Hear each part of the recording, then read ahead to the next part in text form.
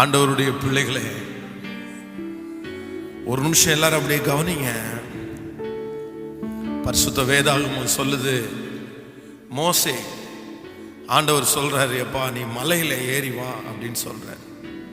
நான் மோசே மலையில ஏறி போகிறேன். அங்கே போன மோசே 40 நாள் ஆண்டவரோடு கூட பேசிக்கொண்டே இருக்கிறார்.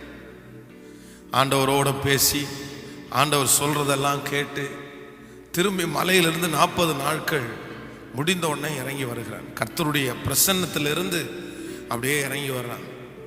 வேதம் சொல்லுது, அவனுடைய முகத்தை ஜனங்கள் முகமுகமா பார்க்க முடியாததுனால அவனுடைய முகத்துல முக்காடு போட்டு கொண்டிருந்தான்.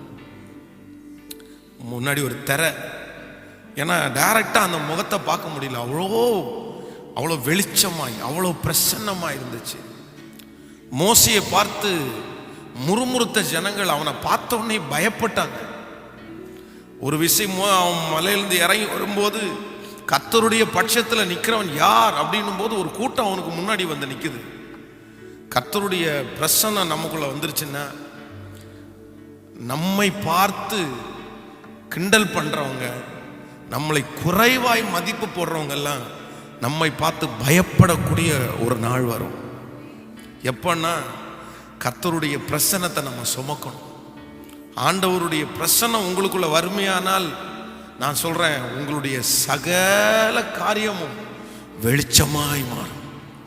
அதனால இன்னைக்கு என்ன சொல்லணும்னா, ஆண்டவரே உங்க பிரசன்னத்துக்குள்ள என்னை கொண்டு போங்க. ஆண்டவரே உங்க பிரசன்னத்துக்குள்ள, இருபுறமும் கரை புரண்டு ஓடுகிற அந்த யோர்தான் நதி எப்போ அது குவியலாக நின்றுச்சுன்னா, கர்த்தருடைய பிரசன்னத்தை சுமந்து போய் நின்னாங்க. உடனே அந்த தடையெல்லாம் மாற்ற போயிடுச்சு.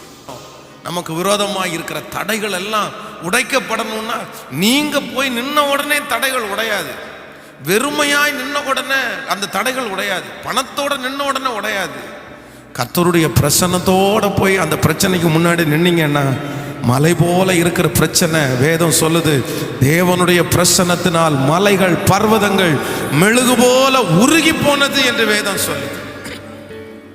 மெழுகு போல உருகி போனது.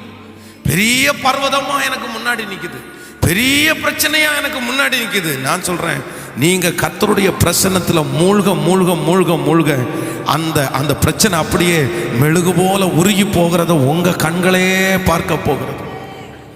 அப்ப எல்லாருமே இன்னைக்கு என்ன கேட்க போறோம்னா, உங்க பிரசன்னத்துக்குள்ள என்ன கொண்டு போயிருங்கப்பா, உங்க பிரசன்னத்துக்குள்ள என்ன கொண்டு போங்க ஆண்டவர். நடந்தாலும் படுத்தாலும் அமர்ந்திருந்தாலும் வேலை செய்தாலும் அப்படியே என்னை சுற்றி ஒரு தேவ பிரசன்னம் அப்படியே மூழ்கி இருக்கிறத நான் பார்க்கணும்.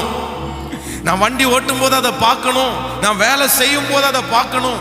உங்க பிரசன்னத்தினால என்ன நிரப்புங்கப்பா, உங்க பிரசன்னத்தினால என்ன நிரப்புங்க.